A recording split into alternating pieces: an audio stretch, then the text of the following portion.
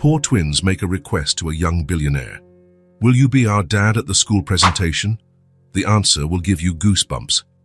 When school let out, Emma and Chloe waited in the schoolyard of St. Francis Elementary, while the other children ran to their parents, excitedly chattering about the presentation they would have on Friday. The twins sat quietly on a bench, swinging legs that barely touched the ground. Everyone's already talking about the dresses they're going to wear and how their parents are going to film it, Chloe muttered, kicking a small stone on the ground. We're the only ones who will be alone. At least we have a mum, Emma replied, always the more practical one. Even if she can't come, Chloe pouted. But Tommy's mum doesn't even work, and his dad is taking the day off just to see him sing, and he's not even a good singer. The two fell silent, remembering that morning's conversation. Their mother, Sophie, had found the note about the family day presentation and explained, with tears in her eyes, that she couldn't miss her shift at the diner on Friday. It was the busiest day of the week, and she was already hanging on by a thread after having to miss a day when Emma got sick last month. That's when the twins noticed a shiny black car parking across the street. A young man in a dark, well-tailored suit got out of the vehicle. He glanced at his watch, impatient, and took out his phone. Look at that man, Chloe nudged her sister. He looks important. Emma watched the stranger with curiosity. Do you think he's someone's dad? No, Chloe answered thoughtfully. I've never seen him before.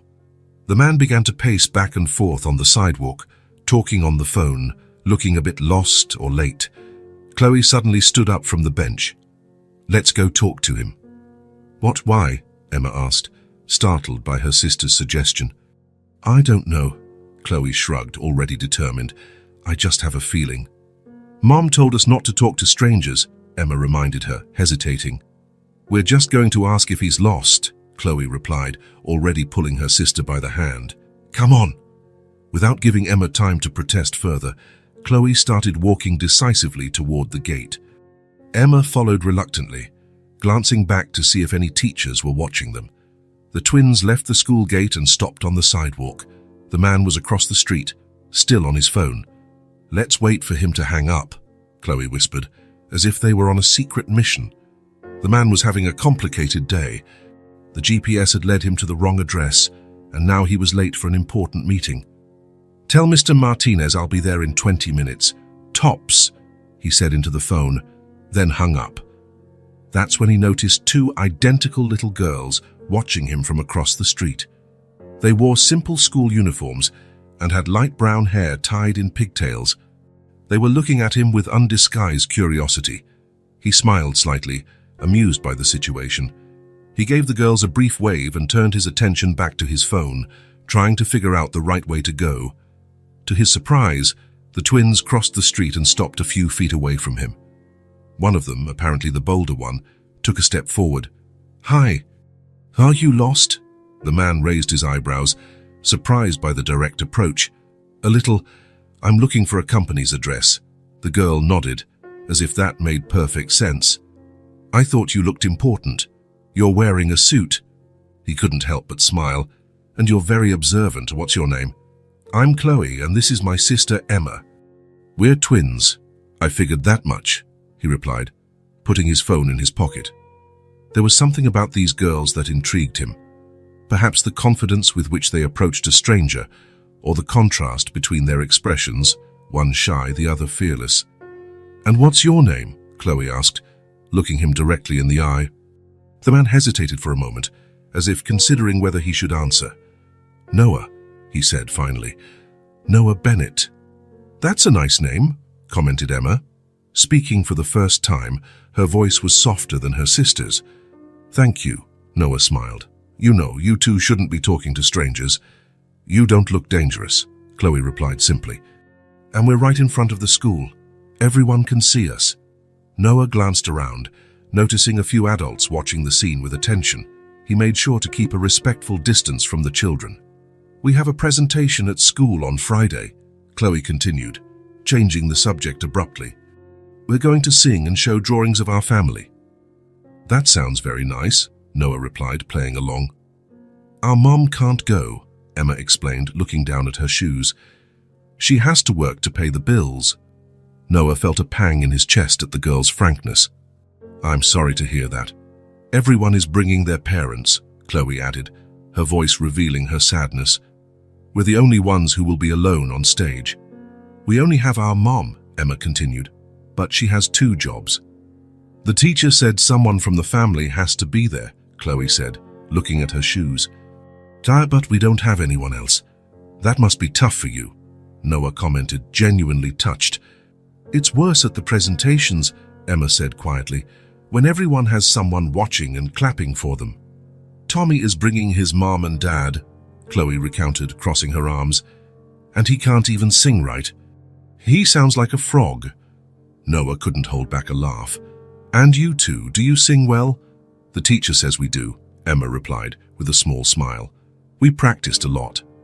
I'm the best in the class, Chloe stated with conviction, but no one will be there to see it. I'm sure you'll do great, Noah said, glancing at his watch. He really needed to go, but something about these girls stopped him from just saying goodbye and leaving. Do you have kids? Chloe asked, observing him with curiosity. Noah shook his head. No, I'm not married. Why not? Chloe continued, ignoring her sister's disapproving look. Chloe, Emma scolded, blushing. You don't ask that. Noah laughed again. It's okay. I guess I've never found the right person. Our mum doesn't have a husband either, Emma explained. She says it's just the 3 of us against the world. And you manage well, from what I can see, Noah commented with a gentle smile. Chloe looked at her sister, as if asking for permission for something. Emma gave a slight nod. That you could be our dad at the presentation, Chloe said suddenly, her voice clear and direct. Just on Friday, to watch us sing.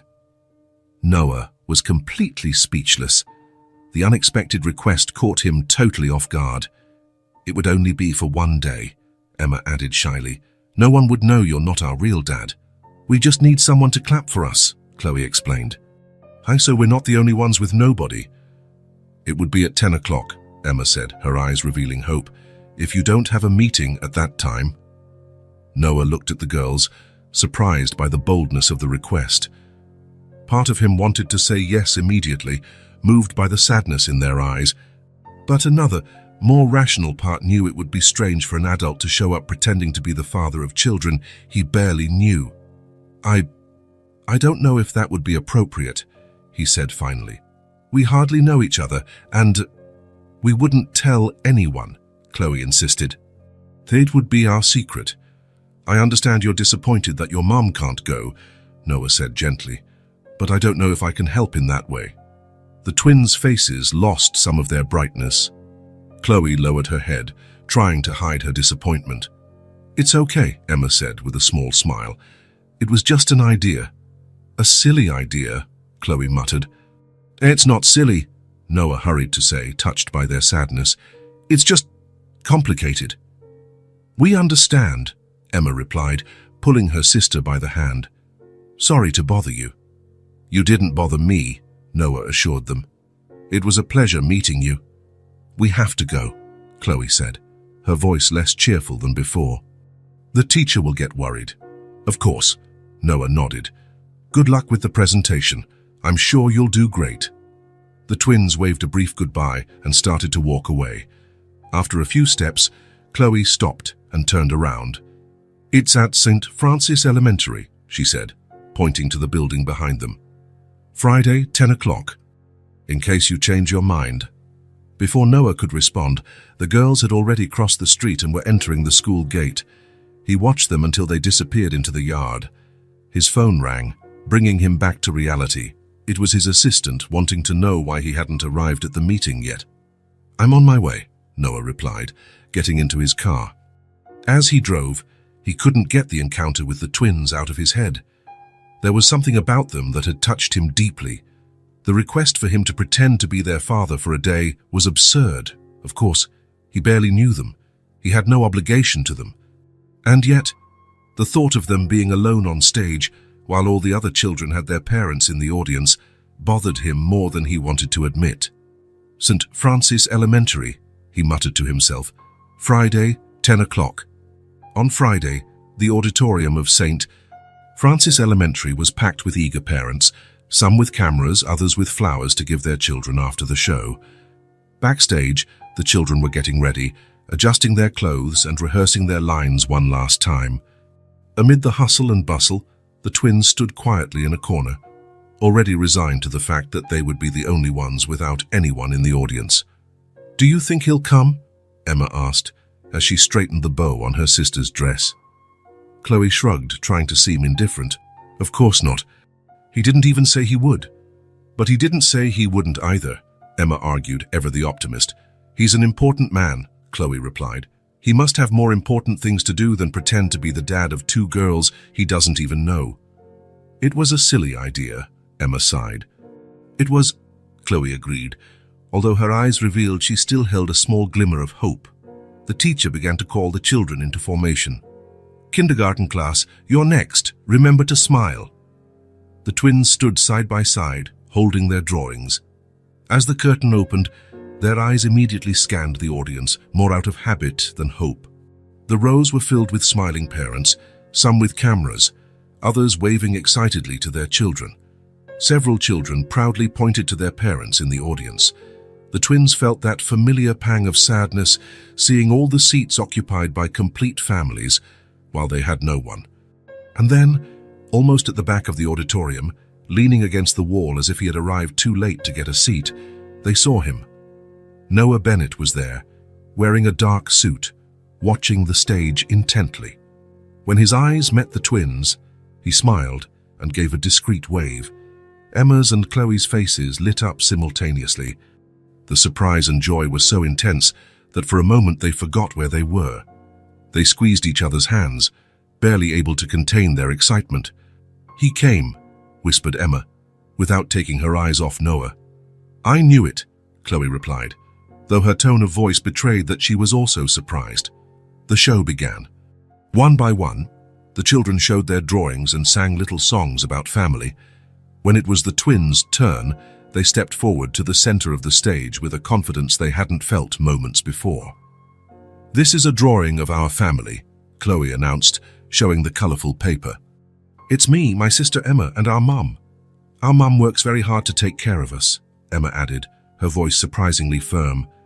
"She couldn't be here today, but we know she loves us very much." The twins then began to sing a song about family.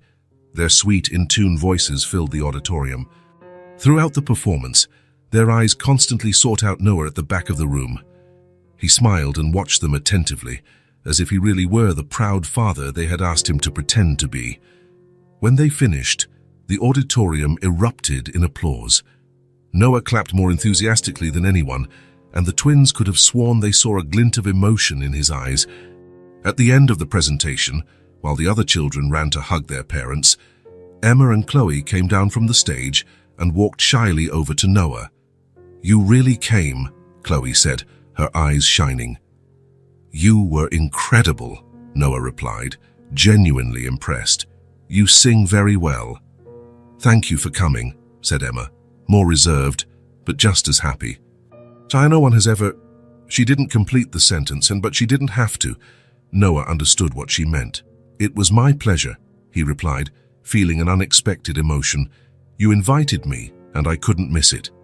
"The other kids thought you were our real dad," Chloe recounted proudly. "We didn't say you weren't." Noah felt a lump in his throat. How could 2 children he barely knew affect him so much? "It's okay," he said, smiling. "Our secret." The twins smiled back, and in that moment, something shifted inside Noah. Maybe it was their innocence, or the way they looked at him with admiration, or simply the fact that they had trusted him, a complete stranger, to fill, even for a few hours, a void in their lives. "Shais, you were great," he repeated, not quite sure what else to say. "Truly. Thanks for being our dad today," Chloe said, with that disarming frankness that seemed to be her trademark. Noah nodded, not trusting his voice to reply. "We have to go now," Emma explained. "The teacher is calling everyone back to the classroom." "Of course," Noah replied, composing himself. It was very nice meeting you." The twins waved one last time and walked away, hand in hand as always. Noah watched them, until they disappeared into the crowd of happy families. Something had changed in him, a desire he never knew he had. The desire to protect, to care for, to be part of these children's lives was now present. As he left the school, Noah already knew that this encounter had touched his heart in a way he hadn't expected. That sad look in the girls' eyes, their courage in approaching him, the simplicity of their request, all of it had awakened something inside him that he couldn't explain. What he didn't imagine was how that simple, innocent request would change his life forever. While the other children were hugged and photographed by their proud parents, Noah remained at the back of the auditorium, watching the twins walk away with their teacher. The presentation was over, but he couldn't just leave. Those girls had broken through barriers he didn't even know existed, and now he found himself inexplicably connected to them. He decided to wait at the school entrance.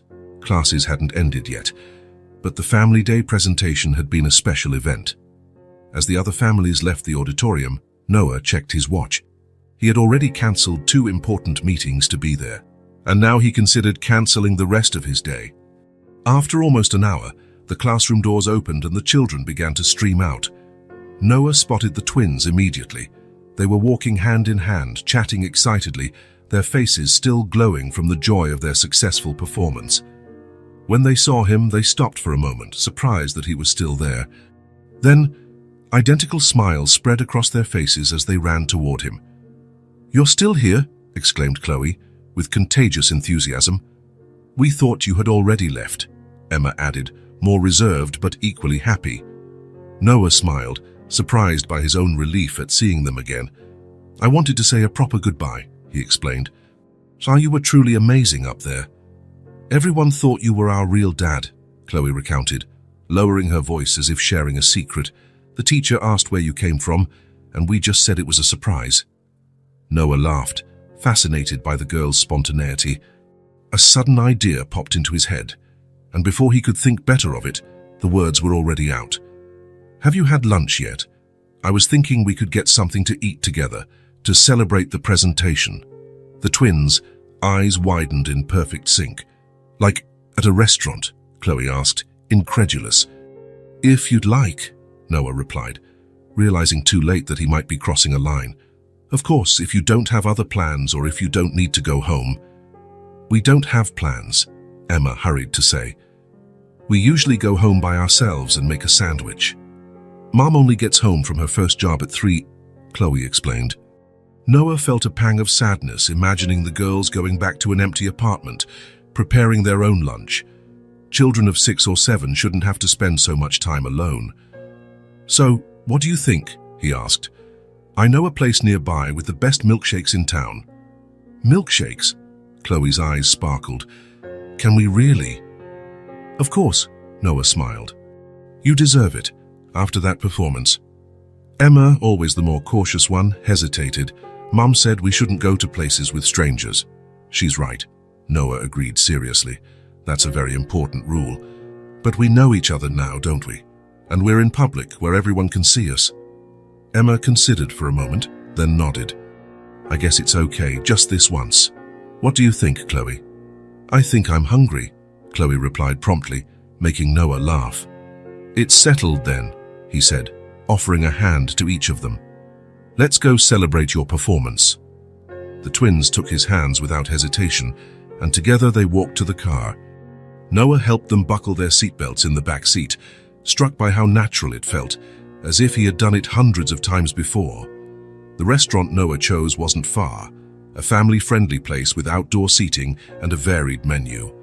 It wasn't the kind of establishment he usually frequented, but it seemed appropriate for the occasion.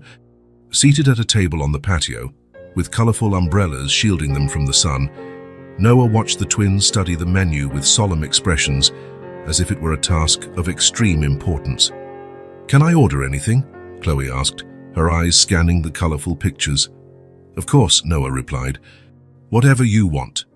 "Even French fries?" Emma asked, almost in a whisper, as if afraid of pushing her luck. "Especially French fries," Noah confirmed, feeling a strange mix of joy and sadness. It was evident that a simple lunch at a restaurant was a rarity for them. After placing their orders, burgers, fries, and chocolate milkshakes for the girls, and a sandwich for Noah, they fell into a surprisingly easy conversation. "So, do you always walk home from school by yourselves?" Noah asked, trying to keep his tone casual. Emma nodded. "Most of the time. Mom works at a store in the morning and at a restaurant at night. She only has Sundays off," Chloe added, playing with the straw of her milkshake. "But even then, she sometimes picks up an extra shift." "That must be hard for you," Noah commented. "We manage," Emma replied with a maturity that didn't match her age. "I know how to heat up food in the microwave, and we already know how to take showers by ourselves. And do our homework," Chloe added proudly. "I help Emma with math, and she helps me with reading." Noah felt a lump form in his throat. These children had already learned to be independent in a way no child should have to. "Mom said it will be easier when she finishes college," Emma explained, as if feeling the need to defend her mother. "She studies at night, when we're already asleep." "Your mother sounds like an incredible person," Noah commented sincerely. "Working, studying, and taking care of you." "She's the best mom in the world," Chloe affirmed with conviction. "But sometimes we wish we had a dad too." Emma nudged her sister, as if scolding her for her frankness, but Chloe just shrugged. "It's true," she insisted. "Everyone at school has a dad except us." You've never met your father?" Noah asked hesitantly, unsure if he was treading on forbidden territory. The twins shook their heads simultaneously. "Mom said he left before we were born," Emma explained. "She doesn't really like to talk about it." "But we have pictures of him," Chloe added. "Mom keeps them in a box under her bed." "Chloe," Emma chided, "we're not supposed to go through Mom's things." "I didn't go through them," Chloe defended herself. "I saw it when I was looking for my lost sock." Noah watched the interaction with fascination. It was clear that, despite their identical appearances, the girls' personalities were completely different, one cautious and responsible, the other impulsive and direct. "Do you have a lot of friends at school?" Noah asked, deliberately changing the subject. The conversation flowed naturally as they ate. The twins told him about their teachers, their favorite subjects, their classmates. Noah listened with genuine interest, asking questions and laughing at the stories they told with such enthusiasm. "And you?" Chloe asked suddenly as she finished her milkshake. "Were you always rich?" "Chloe!" Emma exclaimed, looking mortified. "I'm sorry," she added, looking at Noah. "She has no filter," Noah laughed. "It's okay. And no, I wasn't born rich. In fact, I grew up in very different circumstances than I have today." The twins looked at him with renewed curiosity. "What do you mean?" asked Emma. Noah hesitated. He wasn't used to talking about his past, especially with people he had just met. But there was something in the sincerity of these children that made him want to be just as sincere. "Well, when I was a kid, about your age, my family didn't have much money," he began. "My mom also worked 2 jobs just like yours." "Really?" Chloe seemed genuinely surprised. But you have such a nice car," Noah smiled. "That came much later. When I was little, we lived in a very small apartment, and sometimes it was hard to pay all the bills." "Were you also home alone?" Emma asked. "Often," Noah confirmed. "And I also had to learn to fend for myself early on." "And your dad?" Chloe asked directly. "Did he leave like ours did?" Noah felt a pang as he remembered his father. Not exactly. He was physically present, but he had problems. He drank a lot, and he wasn't a very responsible person. The twins watched him with absolute attention, as if every word was important. "But how did you get rich?" Chloe wanted to know. Noah laughed at the frankness of the question. "I studied a lot. I got a scholarship to college, and then I worked hard. I had some good ideas and a little bit of luck too." "See, Emma?" Chloe nudged her sister. "Mom is right. If we study, we can be rich one day too." "It's not just about money," Noah added gently. "It's about doing something you love, and that makes a difference." When they finished eating, Noah realized he had spent almost 2 hours talking with the girls. Time had flown by in a way it rarely did during his business lunches. "I think it's time to take you home," he said, looking at his watch. A brief look of disappointment crossed the twins' faces, but they nodded understandingly. "That was the best lunch of my life," Chloe declared solemnly, making Noah smile. "Mine too," he replied, surprised by the sincerity of the statement. On the way to the car, Noah made an impulsive decision. If you tell me the address, I can drive you home. Here it's safer than you going back alone. The girls exchanged glances as if consulting each other silently. Mom only gets home at 3, Emma remembered, but I think it's okay. Apartment 302, Oakwood Apartments, Maple Street, Chloe recited promptly. During the short drive to the apartment, Noah found himself thinking about how the day had taken a completely unexpected turn. What had started as an impulsive act of kindness, attending the school presentation of 2 girls he barely knew, had turned into something more significant. The Oakwood Apartments was a modest 4-story building, without an elevator, in a simpler part of the city. Noah parked the car and accompanied the twins to the 3rd floor. "This is it," announced Emma, stopping in front of door 302. She took out a key attached to a lanyard hidden under her uniform shirt. "Do you want to come in?" Chloe invited, as Emma unlocked the door. "We can show you our drawings." Noah hesitated. Entering the apartment of 2 children without a parent present seemed inappropriate. On the other hand, leaving them alone also worried him. "Just for a moment," he finally decided, "until I'm sure you'll be okay." The apartment was small but surprisingly cozy. A combined living room and kitchen, 2 small bedrooms visible through ajar doors, and a bookshelf filled with books that took up almost an entire wall. There were plants on the windowsills and children's drawings taped to the refrigerator. The place exuded simplicity but also care and effort. "Mom made that bookshelf," Emma explained proudly, noticing Noah's gaze. "She likes to fix things, and those are our plants." Chloe pointed to the small pots on the windowsill. "We take care of them every day." Noah was about to comment on the apartment when he heard the sound of keys at the door. The twins turned, surprised. "It's Mom!" exclaimed Emma. "She never gets home this early." The door opened, and a young woman entered carrying a grocery bag. She looked tired, but smiled when she saw her daughters, until she noticed Noah standing in her living room. The smile vanished instantly, replaced by an expression of shock. The bag slipped from her hands, scattering apples across the floor. "Girls, who is—" she began, but her voice failed as she looked directly at Noah. "Mom, this is Noah," Chloe explained excitedly, seemingly oblivious to the sudden tension. "He came to our presentation today. And then he took us to lunch," Emma added. "We had burgers and milkshakes." Sophie Bennett remained motionless, her face now as pale as paper.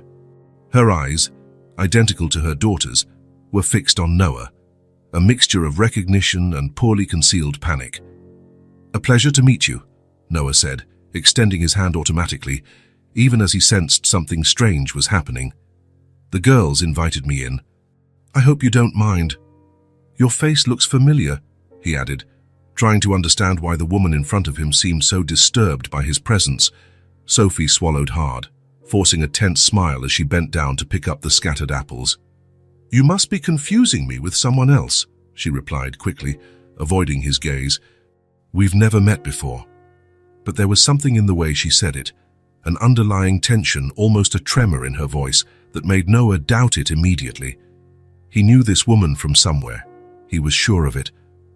But where?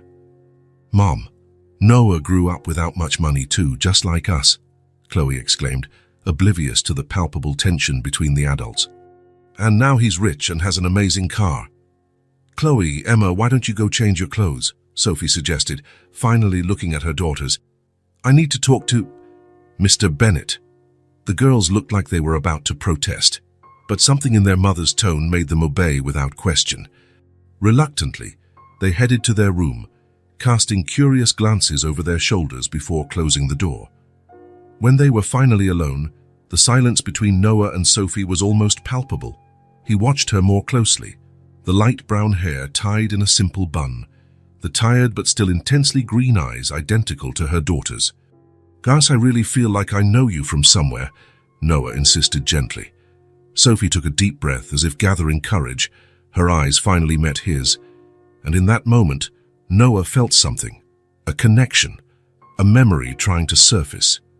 "You should leave," she said, her voice a bit firmer now. "And please, don't come back."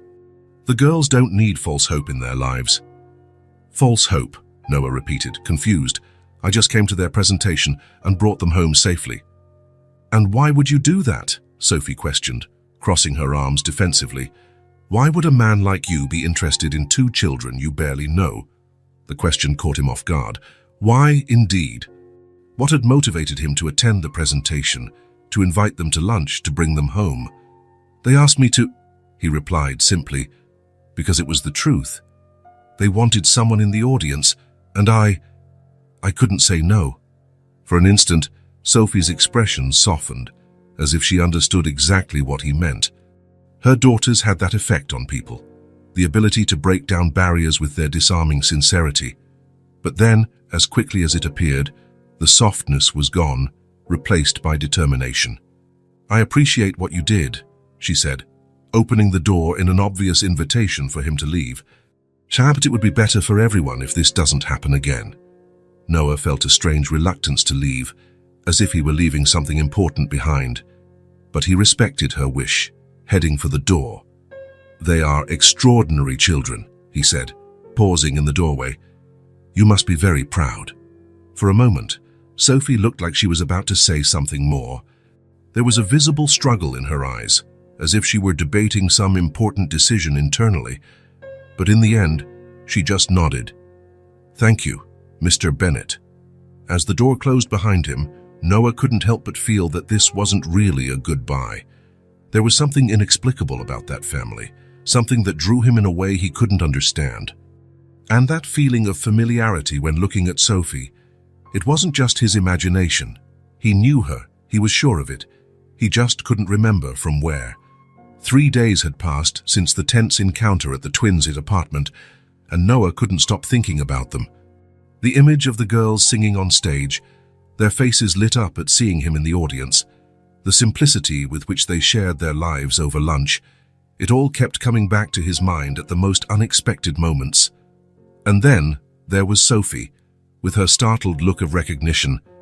Noah still couldn't remember where he had met her before, but he was sure their paths had crossed at some point. The way she reacted made it clear that it hadn't been just any encounter. Sitting in his luxurious office, Noah found himself ignoring important reports and staring out the window, lost in thought. His assistant had already asked twice if everything was okay, noticing his unusual distraction. Mr. Bennett? Sarah called from the door, interrupting his reflections. The CFO is waiting for the 2 o'clock meeting. Cancel it, Noah replied abruptly. Cancel all my appointments for the rest of the day. The assistant hesitated, surprised by the request. In 6 years of working for him, she had rarely seen him cancel meetings without an urgent reason.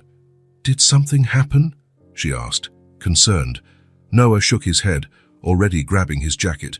No, nothing serious. I just need to take care of a personal matter. 20 minutes later, he was parking his car in front of a large shopping mall. He didn't have a specific plan, just an impulse he couldn't explain even to himself. As he walked through the bright corridors of the department store, he stopped in the children's section.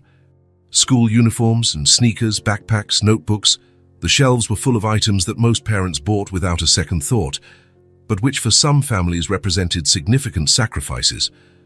Noah remembered Emma's casual comment during lunch about how they had to save everything, even colored pencils, to make them last the whole year.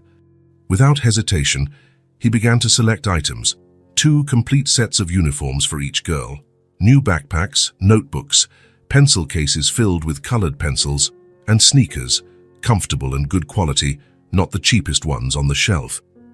He remembered how the girls had mentioned they liked to draw, so he added pads of special paper and a watercolor paint set. When he got to the checkout, the cashier looked at the amount of purchases with curiosity. Twins? She asked, smiling as she scanned the duplicate items. Noah nodded, surprised at how the idea didn't seem strange. Yes, 2 girls. They're lucky, the woman commented, looking at the quality of the items he had chosen. They're going to love these, especially these watercolors. My daughter has a similar set. Noah paid without paying attention to the total amount, a sum that was insignificant to him, but probably represented a full month's salary for Sophie. With his arms full of bags, he drove to the Oakwood apartments. With every block he got closer, He questioned his decision. Sophie had made it clear she didn't want to see him again. Was he overstepping boundaries, invading the life of a family he barely knew? But then he remembered the look in the twins' eyes when they mentioned having to save school supplies, the visibly faded and too small uniforms, and he decided to go ahead. In the worst-case scenario, Sophie would refuse the things, and he would donate them to a charity. He climbed the 3 flights of stairs and stopped in front of door 302. He took a deep breath and rang the doorbell. It was the twins who answered, their identical faces lighting up instantly upon seeing him. "Noah!" they exclaimed in unison, Chloe immediately throwing herself into his arms for a hug while Emma smiled more shyly. "You came back," Chloe continued, practically jumping with excitement. "Mom said you weren't going to come anymore." "Chloe," Emma gently chided her, always more mindful of social graces. "He brought a bunch of bags." Noah smiled, genuinely happy with the warm welcome. "I brought a few things for you. May I come in?" "Of course." Chloe pulled him by the hand, while Emma looked hesitantly toward the inside of the apartment. "Mom's in the shower," she explained. "She just got home from work." "Even better," Noah commented, stepping inside and placing the bags on the floor of the small living room. "I want to surprise all 3 of you." The twins' eyes widened when they saw the number of packages. "Is all this for us?" Chloe asked, incredulous. "So open them and see," Noah encouraged, feeling a wave of satisfaction at their excitement. He didn't have to say it twice. The girls began to explore the bags with enthusiasm, taking out each item with almost reverent care. Their eyes grew wider with each discovery. "Look, Emma," Chloe exclaimed, holding up one of the new uniforms. "It's the right size." Emma was already examining the pencil case full of colored pencils, running her fingers over each one as if they were tiny treasures. "There are 36 different colors," she murmured, amazed. But it was when they found the sneakers that Noah saw the reaction that touched him the most. Emma picked up one of the pairs and held it so carefully it seemed she was holding something extremely fragile. "My foot was hurting, but Mom didn't have money," she said quietly, almost as if talking to herself. Her big eyes met Noah's. "How did you know?" Noah felt a lump in his throat. There was no way he could have known. It had just been a guess, based on his own childhood, when a new pair of sneakers was a rare luxury. "I just thought you'd like them," he replied simply. At that moment, the bathroom door opened and Sophie appeared, wearing simple clothes and with damp hair. She froze when she saw Noah, and then her eyes registered the open bags, the scattered gifts, and her daughter's radiant faces. "What is going on here?" she asked, her voice a mix of surprise and concern. "Mom, look what Noah brought," Chloe exclaimed, running to show her the new uniform. "And there are backpacks and pencils and sneakers and even real watercolors." Sophie looked at the bags from expensive stores, at the clearly pricey items, and her face flushed intensely. She crossed her arms, as if trying to protect herself. "Girls, can you go to your room for a minute? I need to talk to Mr. Bennett." The twins exchanged worried glances, sensing the tension in the air. "But Mom," Chloe started to protest. "Just a minute," Sophie repeated more firmly. Reluctantly, the girls left the room, carrying some of the gifts, casting glances over their shoulders. When they were alone, Sophie turned to Noah, keeping her voice low so the girls wouldn't hear. "What are you doing?" she asked. "Didn't I ask you to stay away from my daughters?" Noah remained calm. "I just wanted to help. I saw they needed these things and—" "I can take care of my daughters," Sophie interrupted, her pride clearly wounded. "We don't need charity." "It's not charity," Noah replied softly. "It's just a gift. The girls welcomed me with open arms when I needed to be somewhere that day. They made me feel part of something. That's priceless to me." Sophie stared at him, studying his face as if trying to find any sign of falsehood. But all she saw was sincerity. Exhausted after a long day of work, she sank onto the sofa, her defensive posture suddenly crumbling. "You don't understand," she said, her voice now almost a whisper. "It's not just about the gifts. It's about expectations. They've already grown attached to you, and when you get tired of this and disappear, who's going to explain it to them? The question hit Noah like a punch. He had never considered that. What would happen next? He had acted on impulse, moved by a connection he couldn't explain. "I'm not going to disappear," he replied, surprised by his own certainty. "Unless you really want me to go." Sophie sighed deeply, running her hands over her tired face. For a moment, she looked much older than her probable 30 years. "Look," she said finally, "I appreciate the gesture. I really do. But you have to understand we're from different worlds. You have a busy life, a companies to run. The girls they're just two ordinary kids." "Not to me," Noah replied, surprising himself again with the firmness in his voice. "I can't explain it, but since I met them, something has changed. I feel like I need to be here." Sophie looked at him for a long time, a clear internal struggle visible in her eyes. "The sneakers were really necessary," she finally admitted, her voice low and a little embarrassed. "I was saving up, but the refrigerator broke last month and—" "You don't have to explain," Noah interrupted gently. "I grew up in a house where every penny was carefully counted. I know what it's like." Something in Sophie's face changed when she heard that, curiosity, perhaps even surprise. "You told the girls that too," she commented, "that you didn't grow up with money." Noah nodded. "It's true. What I have today, I built from scratch. And I understand your pride, Sophie. My mother was just like you. She'd rather work herself to exhaustion than accept help." A small smile, the first genuine one she had given him, briefly appeared on Sophie's lips. "Thank you," she said finally, her voice almost a whisper, "for the gifts. The girls really needed them." Noah felt a wave of relief. "Can I call them back?" "I think they were in the middle of a great discovery when you showed up." Sophie hesitated, then nodded. "Emma, Chloe, you can come back," she called out. The girls reappeared instantly, as if they had been waiting with their ears pressed to the door, which was probably the case. "Can we keep everything, Mom?" Chloe asked hopefully. Sophie looked at her daughters' expectant faces, and then at Noah. "Yes," she replied softly. "And what should we say to Mr. Bennett?" "Thank you," the twins exclaimed in unison, running to hug Noah, who was surprised by the strength of the feeling that washed over him as he felt their small arms around him. "How about you try on the uniforms?" he suggested, too emotional to say anything else. The girls needed no other encouragement. They ran to their room carrying the packages, leaving Noah and Sophie alone again. "They like you," Sophie commented, watching him closely. "And I like them," Noah replied simply. "I know it seems strange. We barely know each other." "But I understand," Sophie interrupted him, surprising him. "They have that effect on people. They always have." A comfortable silence settled between them, broken only by the excited sounds coming from the girls' room. "If you ever need anything," Noah said finally, "I want you to know you can count on me. Not just material things, anything." Sophie studied him for a long moment, as if trying to solve a complicated puzzle. "Why?" she asked finally. "Why do you care so much?" It was a question for which Noah had no clear answer.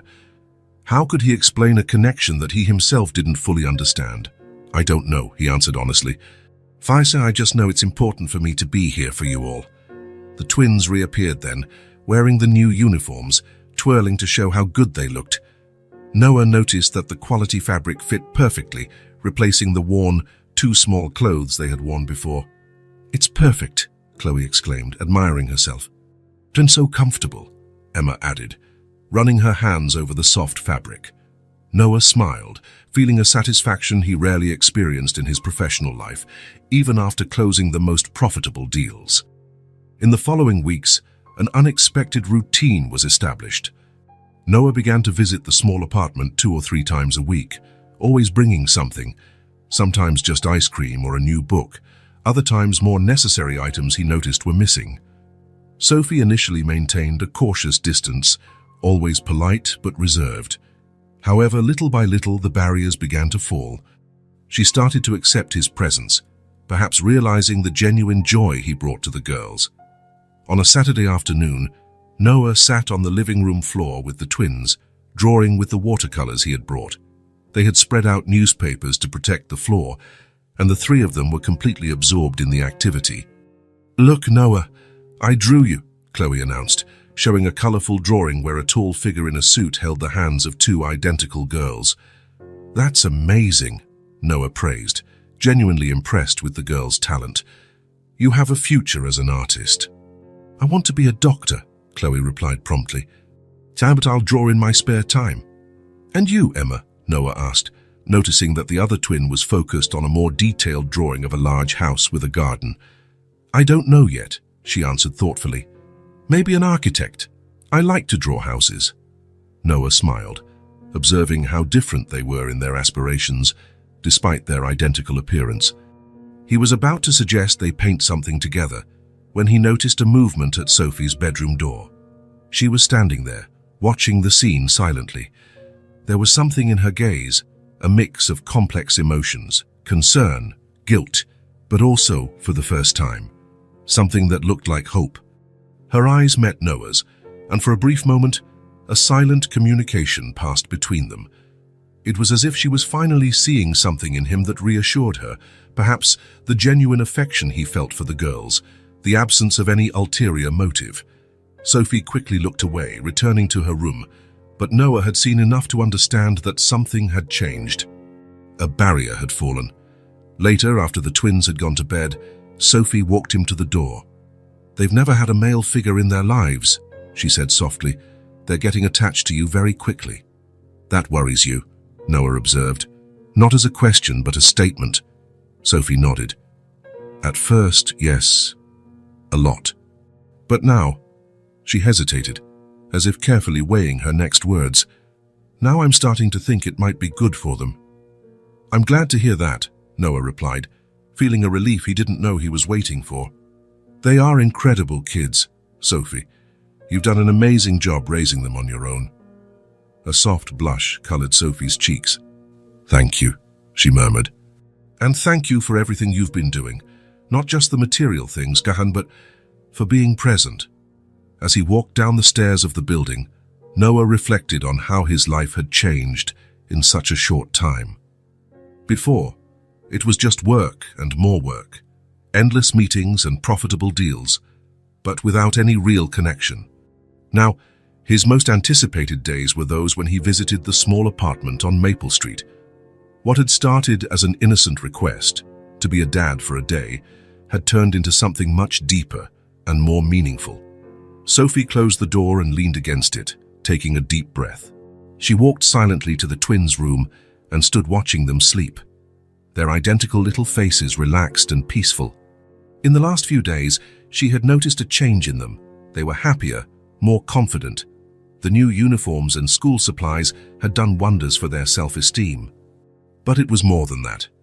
It was Noah's constant presence, the genuine interest he showed in their small achievements and dreams. Sophie sat on the edge of the bed, a lump forming in her throat. A dilemma that had tormented her for years was now taking on new dimensions. The truth she kept hidden weighed more and more heavily on her chest. "Should I tell him?" she whispered to herself, gently stroking Emma's hair. "Does he have the right to know?" The fear of what could happen paralyzed her. What if he became furious that she had hidden the truth for so long? What if he wanted to take the girls from her, or worse, what if, after knowing, he lost interest and disappeared completely? But there was also another possibility, one that was beginning to seem less and less unlikely. What if he was really different from what she feared? What if he really cared about the girls as much as he seemed to? Sophie wiped away a silent tear. The most difficult decision of her life was approaching, and she knew she couldn't postpone it for much longer. The clock showed almost 9 o'clock when Noah arrived at the twins' small apartment. It wasn't his usual visiting time. He usually came earlier to have time to play with the girls before dinner. But today Sophie had called, asking him to come after the children were asleep. There was something in her voice, a tension, a restrained urgency that had worried him all day. He knocked softly on the door, trying not to make too much noise. Sophie answered almost immediately, as if she had been waiting near the entrance. Her eyes looked tired, with small shadows underneath that he had never noticed before. "Thanks for coming," she said quietly, stepping aside for him to enter. The girls just fell asleep. Did something happen? Noah asked, keeping his voice equally low. You sounded worried on the phone. Sophie didn't answer right away. She closed the door carefully and gestured toward the small kitchen. Can we talk in there? I don't want to wake them. Noah nodded, following her to the cramped but impeccably organized kitchen. The round table that occupied the center of the space barely fit 4 chairs. Sophie indicated for him to sit and took the chair opposite him. Her fingers drummed nervously on the table's surface. Want some coffee? She offered, clearly procrastinating whatever she needed to say. I'm fine, thank you, Noah replied gently. Sophie, what's going on? You're making me worried. She took a deep breath as if gathering courage. Her eyes, so similar to her daughter's, met his for a moment, then shifted to her own hands. I need to tell you something, she began, her voice almost a whisper. Something I should have told you a long time ago. Noah felt a sudden apprehension. In the last 2 months, since meeting the twins, he had become a constant presence in their lives. He visited them regularly, helped with homework, took them to the park on weekends. Sophie had become more receptive to his presence, though she always maintained a certain reserve. Now it seemed he would finally understand why. Does it have to do with that feeling that we've met before? He asked, remembering the strange familiarity he felt when he first saw her. Sophie nodded, lightly biting her lower lip.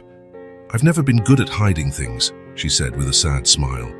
And every time you look at the girls, every time you play with them or help them with something, the guilt just grows. Guilt, Noah repeated, confused. Sophie, what are you talking about? She closed her eyes for a moment, as if making a final decision. When she opened them again, there was a determination there that wasn't present before. We have met, she said finally, her voice trembling but firm. I was a waitress at that party. It was just one night. I didn't know who you were. After I found out I was pregnant, I didn't know how to find you. The words hung in the air between them, laden with an almost tangible weight. Noah felt as if time had frozen. His mind raced, trying to process what he had just heard, trying to fit together the pieces of a puzzle he didn't even know he was trying to solve. What party? He asked automatically, still in shock. The grand opening of the Wellington Hotel, Sophie replied, her eyes now fixed on his. Almost 7 years ago, I was working as a temp waitress, needed the money for college. You were there, celebrating some kind of business deal. Slowly, the memory began to surface. The Wellington Hotel, one of the first major projects he had financed. The opening party had been extravagant, with champagne flowing freely and the city's elite all present. He had drunk more than usual, celebrating the success of the venture. You were wearing a black uniform, he murmured, the memory coming back now. Hair tied up, different from the curls you have now. Sophie nodded, a tear silently trickling down her cheek. You bumped into me near the restroom, she continued. I dropped a tray of glasses. You offered to pay for it, said you wouldn't tell anyone. We started talking, and we ended up in my hotel room, Noah completed, the memory now crystal clear. One night. A single night with a beautiful waitress whose name he barely remembered the next morning. A casual encounter that meant nothing, or so he thought at the time. I had never done anything like that before, Sophie said, as if she needed to explain. I was never the type of person who... But there was something about you, a connection.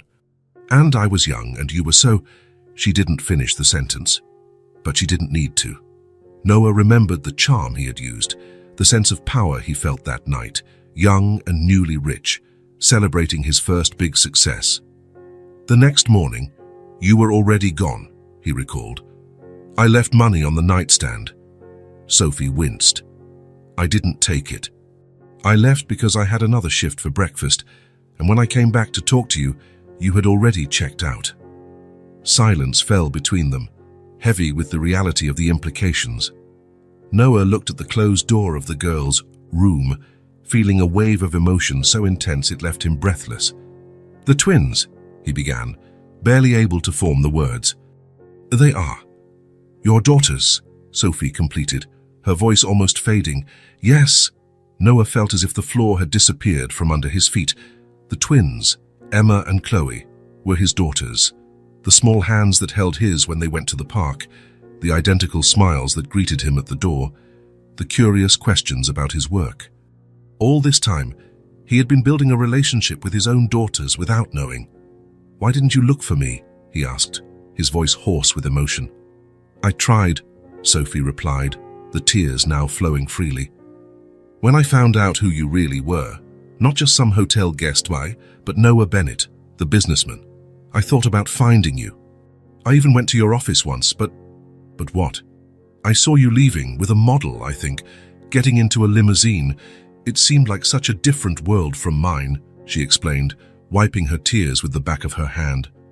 "Who was I? A pregnant waitress you would barely remember. What kind of reception would I get? What if you thought I was after your money? Or worse, if you demanded a DNA test and tried to take the babies from me?" Noah closed his eyes, feeling the weight of the situation. He understood her fear. At the time, he probably would have reacted exactly as she feared, with suspicion, possibly even hostility. "So you decided to raise them alone," he concluded. Sophie nodded. "I never thought we would meet again. When you showed up at that school presentation, it was like fate was mocking me. And when the girls asked you to introduce them to me," Noah began, the pieces finally fitting together. "I panicked," Sophie admitted. "I didn't know what to do. Part of me wanted to tell you everything that same day, but I was so scared." "Scared of what?" Noah asked gently. "Of losing my daughters," she replied, her voice choked with emotion. "Of you using your money and power to take them from me. Or worse, of you rejecting the idea completely and breaking their hearts." Noah fell silent, absorbing it all. He looked again at the bedroom door, imagining the girls sleeping, oblivious to the conversation that would change their lives forever. "But you're telling me now," he observed, looking back at Sophie. "What changed?" Sophie took a deep breath, her gaze now firmer. "You changed. Or maybe the way I see you has changed. For the last 2 months, you've been different from what I imagined. The way you treat the girls, how you respect our boundaries, how you genuinely care." She hesitated, then continued. "They deserve to know who their father is, and you deserve to know you have 2 wonderful daughters." Noah felt the pieces finally fall into place. The inexplicable connection he had felt upon meeting the twins, the familiarity in Sophie's face, the way he felt so comfortable in that small apartment, it all made sense now.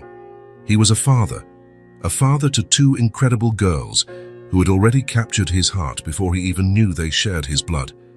The night had been long for Sophie. After Noah left, she remained sitting in the small kitchen for hours, replaying the conversation, the expression of shock on his face when he finally understood the truth.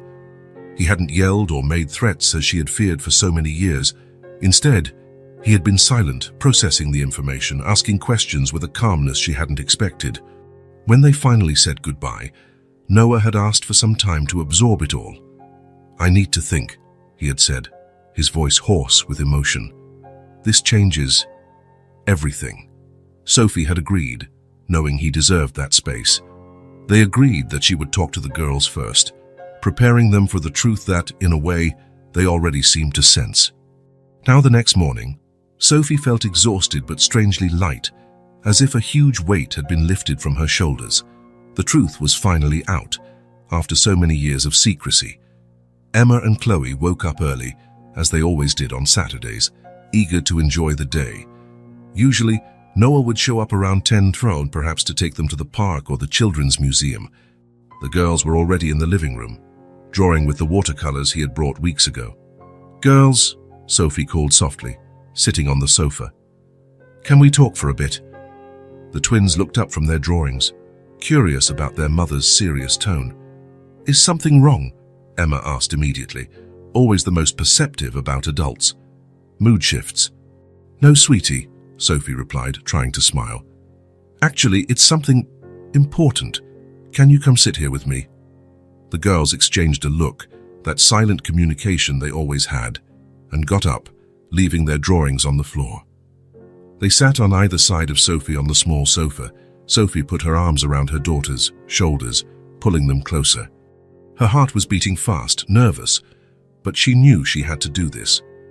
"Remember when you asked me about your dad?" she began, keeping her voice calm. The twins nodded simultaneously, suddenly attentive. "And I said he had left before you were born, and that I didn't know how to find him." "Yes," Emma replied. "You said he didn't know about us." Sophie took a deep breath. "That's right.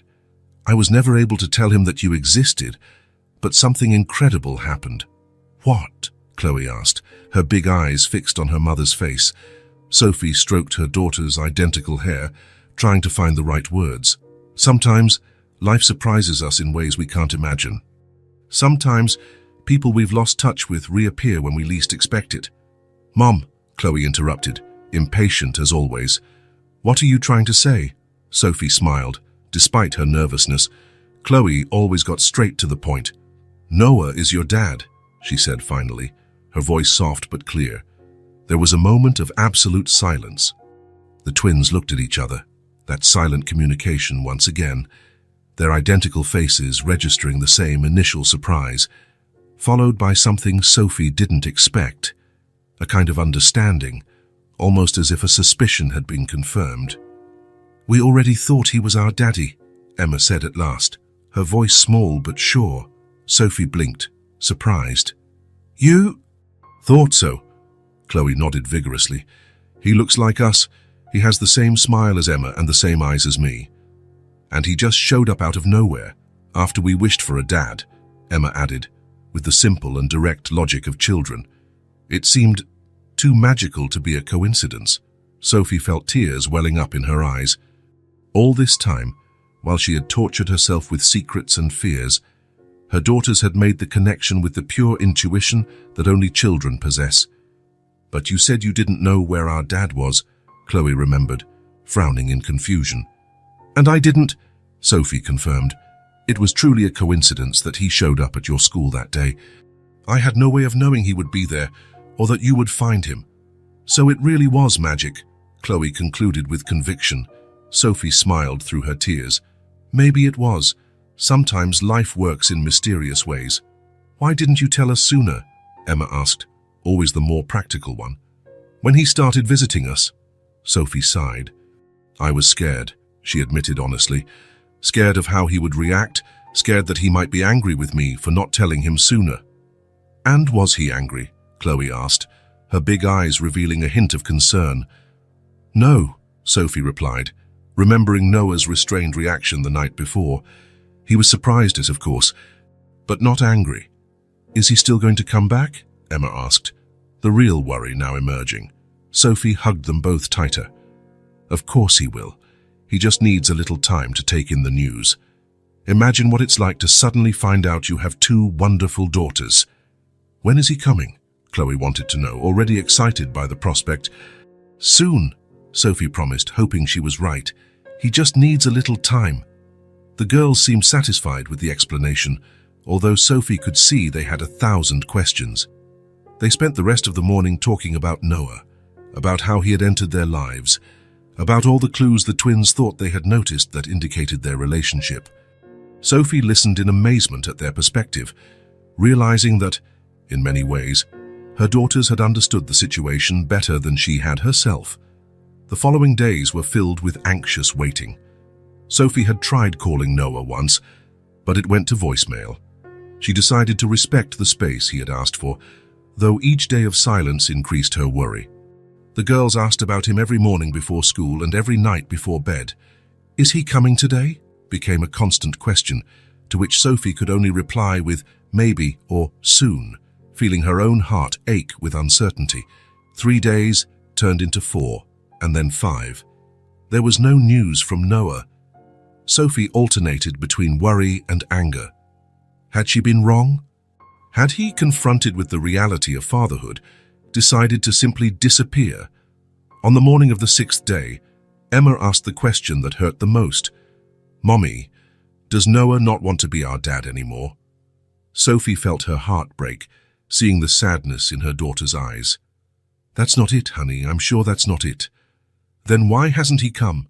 Chloe insisted. "He hasn't even called. Sometimes adults need more time to understand things," Sophie tried to explain, although she herself was beginning to have doubts. That afternoon, the girls insisted on waiting at the entrance of the building, sitting on the low wall by the gate. "What if he comes today?" Chloe argued. "How we want to be the first to see him." Sophie didn't have the heart to say no. She allowed them to stay there, visible from the kitchen window, watching every passing car with renewed hope. The sun was beginning to set when a familiar black car parked across the street. The twins, who were almost giving up, immediately sat up straight. From the window, Sophie saw Noah get out of the vehicle. He looked tired, with dark circles visible even from a distance, but there was something in his posture, a determination, a certainty, that made her hold her breath. The girls didn't move, as if they feared any movement might make him disappear again. Noah saw them and stopped for a moment, clearly surprised to find them waiting. Then he walked toward them, his steps firm but cautious. Sophie hurried down the stairs, wanting to be present for whatever happened, but she stopped at a respectful distance, allowing the girls to have their moment. Noah approached the twins, who were still sitting on the wall, their small faces serious and expectant. He knelt before them, bringing himself to their eye level. "Hi," he said simply, his voice hoarse with emotion. "Hi," the twins replied in unison, still not smiling. There was a moment of silence, charged with everything that needed to be said. It was Chloe, as always, who spoke first. "We thought you didn't want to be our dad anymore," she said, her usually confident voice now reduced to an insecure whisper. Noah's expression broke upon hearing those words. Sophie could see, even from where she stood, the genuine pain in his eyes. "No," he replied immediately, his voice firm despite the evident emotion. "Never think that, ever." He held out his hands, one for each girl, and they took them after only a moment's hesitation. "I'm sorry I disappeared," he continued. "I had to sort out some important things to make sure I could keep all the promises I want to make to you." "What things?" Emma asked, always the pragmatist. Noah smiled, a gentle smile that transformed his tired face. "Grown-up stuff. Work, mostly. I had to reorganize a lot of things, to have more free time." "Time for what?" Chloe wanted to know. "Time for you," Noah replied simply. "Time to be a dad." The twins exchanged glances, that silent communication they always had. Sophie could see hope slowly returning to their faces. Noah took a deep breath, still holding the girls' hands. "I want you to know something, and I want you to never forget it, no matter what happens." The twins looked at him with absolute attention. "Nothing in the world will ever keep me away from you," he declared, his voice filled with an unshakable certainty. "I want to put you on my birth certificate. I want to give you my name. I want to be present for everything. School presentations, birthdays, ordinary days, every moment. I want to be the father you deserve to have." The girls' eyes widened at his words. For a moment, no one spoke, the weight of the promise hanging in the air between them. Then, as if responding to an invisible signal, the twins threw themselves into Noah's arms simultaneously. He hugged them tightly, closing his eyes as he held them against his chest. Sophie felt tears streaming down her face as she witnessed the scene. 7 years of worry, of doubts, of sleepless nights wondering if she had made the right choice. All of it seemed to dissipate before the image in front of her. Noah looked up and saw her standing there. Without letting go of the girls, he extended a hand toward her, inviting her to join them. Sophie hesitated for only a second before approaching. When she took his hand, Noah squeezed it firmly, his eyes conveying 1,000 unspoken words. Gratitude, forgiveness, promise. "We're going to make this work," he said, the "we" encompassing all 4 of them. "Together." Sophie nodded, unable to speak through the tears of relief that now flowed freely. For the first time in years, she allowed herself to believe that maybe, just maybe, they could truly be a family. 3 weeks had passed since the revelation. 3 weeks of adjustments, conversations, and small changes that, together, were beginning to transform 4 individual lives into a family. Noah had kept his promise. He went to the courthouse with Sophie to formalize his paternity of the twins, giving them his last name. Now, Emma and Chloe Bennett officially carried their father's name, a fact they announced with pride to anyone who would listen. In the small routine they established, Noah spent the nights at his own apartment, but showed up almost every morning to take the girls to school and returned in the late afternoon, often staying for dinner. Sophie watched, amazed, as he took on the role of a father with a naturalness no one would expect from someone who had just discovered he had 7-year-old twin daughters. On a Friday, Noah arrived earlier than usual. The twins were still at school and Sophie had managed to get a rare day off from work. "I have a surprise," he announced as she opened the door, an enigmatic smile on his face. "What kind of surprise?" Sophie asked, genuinely curious. Lately, she had allowed herself to let her guard down a little more each day, seeing how consistent and reliable Noah proved to be. "Actually, there are several surprises," he replied, entering the small apartment. "But the first one is just for the girls. I was thinking of picking them up early from school today and taking them on a special outing. Just them and me." Sophie felt a brief moment of hesitation, the protective instinct of a mother who had raised 2 daughters alone for 7 years, but quickly pushed it aside. "They'll love that. They've been talking non-stop about wanting to spend more time with you." "I know this has been an adjustment for all of us," Noah commented, his tone more serious. "Especially for you, having to share the girls after so long alone with them." Sophie appreciated his sensitivity. "It's been easier than I imagined," she admitted. "Seeing their happiness makes up for any adjustment." Noah nodded, clearly pleased with the answer. "So, can I pick them up today? I promised to bring them back for dinner." "Of course," Sophie agreed. "I'll call the school and let them know you'll be picking them up." When Noah arrived at the school, the twins were waiting in the office, their little faces lighting up when they saw him. It was still a novelty for them, being picked up by their dad, being able to say, "My dad is picking me up today," like the other kids. "Where are we going?" Chloe asked immediately as they got into the car, always direct and curious. "It's a surprise," Noah replied, adjusting the rearview mirror so he could see their faces in the back seat. "Or rather, several surprises." "I love surprises," Chloe exclaimed, while Emma just smiled, her enthusiasm more restrained but equally visible in her sparkling eyes. "Is Mom coming too?" Emma asked, always concerned about including everyone. "Today is a special day just for the 3 of us," Noah explained gently. "Or to celebrate us officially being a family." The girls exchanged excited glances. Since Noah had signed the papers acknowledging his paternity, they carried a new kind of confidence, a security that came from finally having what so many other children had, a present father. Noah drove for about 20 minutes until they reached a large shopping mall. The twins looked up in awe at the high ceiling with sophisticated lighting and the colorful storefronts. "First stop," Noah announced, guiding them to a huge toy store, the kind that looks like a children's paradise, with themed sections and interactive displays. The twins' eyes widened as they entered, and it was very different from the small neighborhood toy stores they occasionally visited with Sophie, usually just to browse or buy a modest birthday present. "You can pick whatever you want," Noah said, smiling at their astonished expressions. "No limits today." "Anything?" Chloe asked, incredulous. "Anything," Noah confirmed. "We're setting up a new room for you, remember? We need proper toys for it." The girls looked at each other for a moment, as if consulting one another in their silent communication, and then set off in slightly different directions. Emma to the section with educational games and books, Chloe straight to the flashiest and most colorful toys. Noah followed them, watching with interest the distinct choices they made.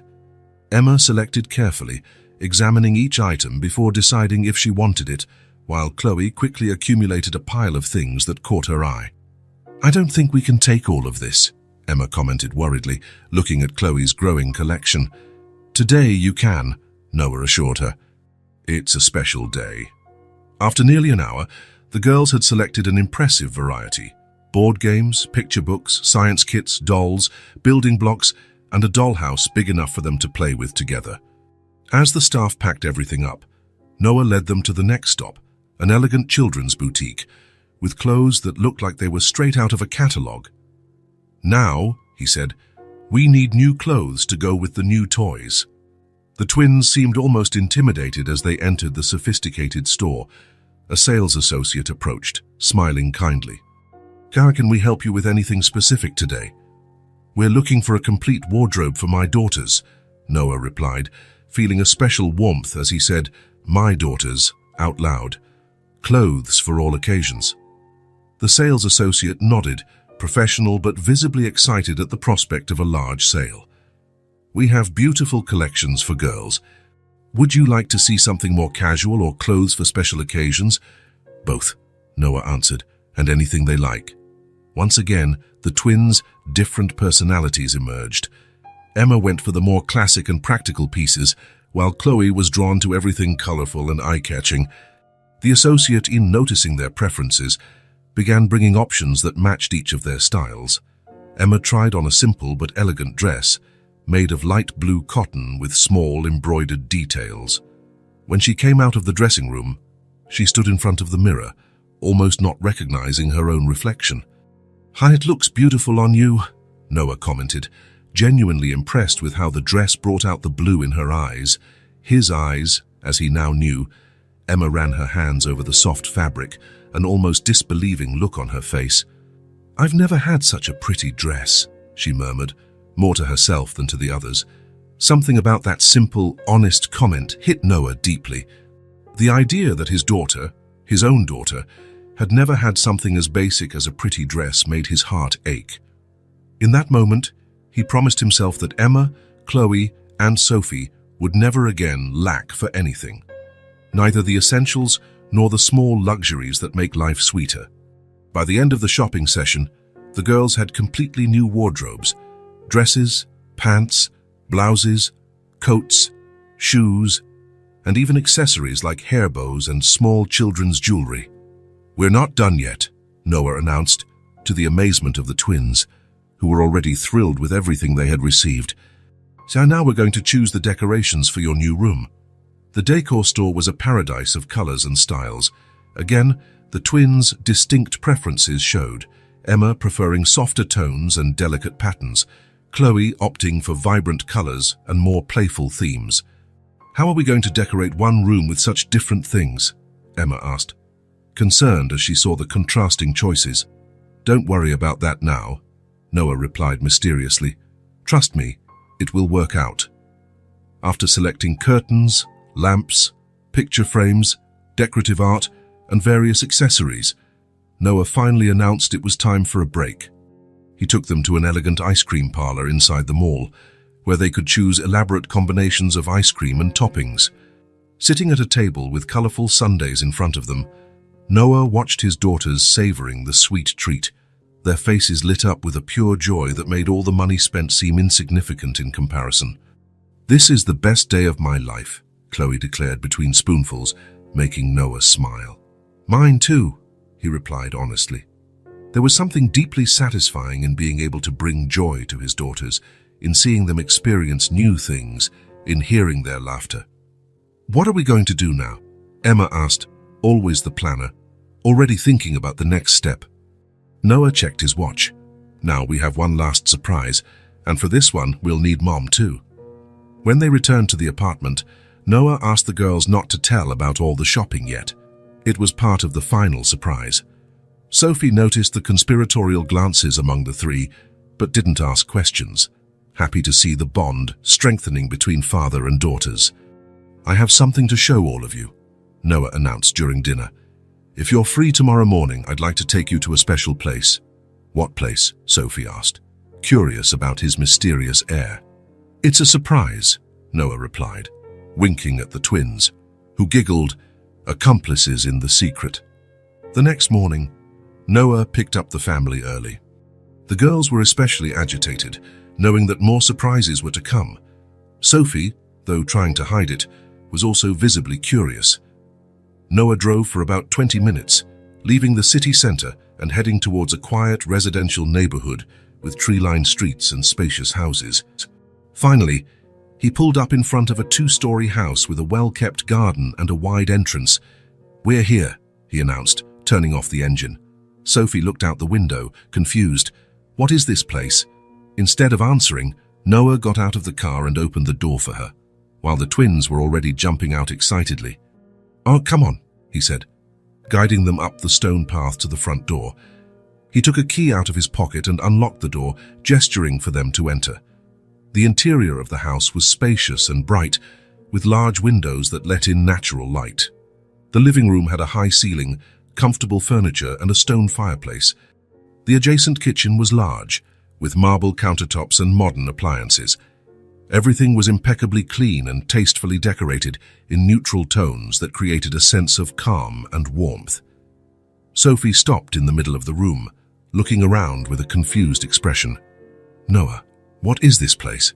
He took a deep breath, suddenly nervous. "It's a house I bought. For us." Sophie was speechless, her eyes widening in shock. "I wanted you to have a real home," Noah continued, his voice soft. "A place with enough space for everyone, with a room for each of the girls, a yard where they can play, a kitchen where we can have meals together." "But," Sophie began, clearly overwhelmed by the surprise. "Goethe, come see the rest?" Noah interrupted her gently, not wanting to press for an immediate answer. He knew it was a big step, a huge change in their lives. The twins, oblivious to the tension between the adults, were already exploring excitedly, opening doors and checking every corner. "Look, there's a room just for me," Chloe shouted from somewhere upstairs. "And another one just for me," Emma's voice echoed, equally excited. Noah smiled, hearing their enthusiasm, then turned his attention back to Sophie, who still looked stunned. "I know it's a big surprise," he said softly. "And I want you to know there's no pressure. The house is for you, regardless of how we decide to move forward as a family."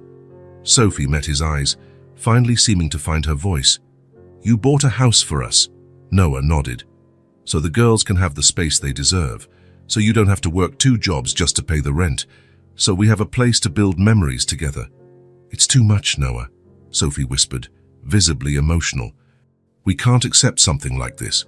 "Yes, you can," he insisted gently. "They are my daughters, Sophie. I want to give them everything they couldn't have for the past 7 years." Before Sophie could reply, they heard hurried footsteps on the stairs, and the twins appeared, their faces flushed with excitement. "Mommy!" "There's a huge backyard behind the house," Emma exclaimed. "And there's a perfect tree for a tree house," Chloe added. "Did you like it?" Noah asked, though the answer was clearly written on their radiant faces. "It's the best house in the world," Chloe declared with conviction. Emma, always more perceptive, looked at her mother, noticing her emotional expression. "You don't like it, Mommy." Sophie quickly composed herself, not wanting to diminish her daughter's joy. "It's beautiful, honey. I'm just surprised." "Are we going to live here?" Chloe asked directly, looking between the 2 adults. Noah left the question for Sophie to answer, not wanting to pressure her. Sophie took a deep breath, looking around once more, at the spacious and welcoming house, at Noah's hopeful face, at her daughter's shining eyes. Her every protective instinct wanted to refuse, to maintain her independence, not to accept something so grand. But there was also a new voice inside her, one that spoke of possibilities, of a future where her daughters would have everything they deserved, where she herself could finally breathe without the constant weight of financial worries. "I think so," she finally replied, her voice soft but firm. "If that's what everyone wants." The twins screamed with joy, jumping and hugging each other. Noah smiled, a visible relief washing over his face. "There's one more thing," he said, as the initial celebration subsided. "I want to show you something special, girls." He led them back upstairs, to a closed door they hadn't yet explored. "This is a special room," he explained, "for when you want to be together, instead of in your separate rooms." As he opened the door, it revealed a magical space, a large room decorated with a perfect combination of the contrasting styles the twins had chosen at the store. On one side, the soft tones and delicate patterns that Emma preferred. On the other, the vibrant colors and playful elements that Chloe loved. In the center, a common area where the styles blended harmoniously. All the purchases from the previous day, the toys, the decorative accessories were there, perfectly arranged. The dollhouse held a place of honor against one wall, and a bookshelf filled with books covered another. "It's our dream room," Emma exclaimed, running inside to explore. 2 weeks later, The move was complete. The small apartment on Maple Street had been exchanged for the spacious house in the tree-lined neighborhood. Sophie still worked, but only one job, with hours that allowed her to be home when the girls returned from school. It was in this new chapter of their lives that the first school event with Noah, officially as a father, took place. A science fair, where the twins would present a project on the water cycle, which they had prepared with his help. While the other children gave their presentations, Noah stood beside Sophie in the audience, the two exchanging proud glances every few minutes. When it was the twins' turn, they stood confidently next to their colorful poster. "Our project is about the water cycle," Emma began, her voice clear and firm. "And our dad helped us build this model," Chloe added, pointing to the three-dimensional display that showed the process of evaporation and precipitation. The pride on their faces as they said, "Our dad," was evident to everyone. After the presentation, when they received warm applause, they ran directly to Noah, who hugged them tightly. "Guys, you were amazing," he praised, genuinely impressed with their confidence. "It was thanks to your help," Emma replied, her arms still around his neck. As Chloe ran off to show something to a classmate, Emma lingered for a moment longer, hugged to her father. She leaned in and whispered in his ear, "Good thing we found you. Now you don't have to pretend to be our dad anymore. You're our daddy forever." Noah felt a lump in his throat, unable to respond with words. Instead, he just hugged her tighter, kissing the top of her head. Sophie watched the scene from a few steps away, her heart finally at peace. The path to get here hadn't been easy. Years of solitary struggle, of fears and doubts, followed by weeks of adaptation and change. But looking at her family now, her daughters happy and secure, the man she had rediscovered in such an unexpected way, she knew they were exactly where they were supposed to be. If this story touched your heart, subscribe to the channel and turn on notifications so you don't miss the next ones. Leave a like because it helps this story get recommended to more people. See you in the next story.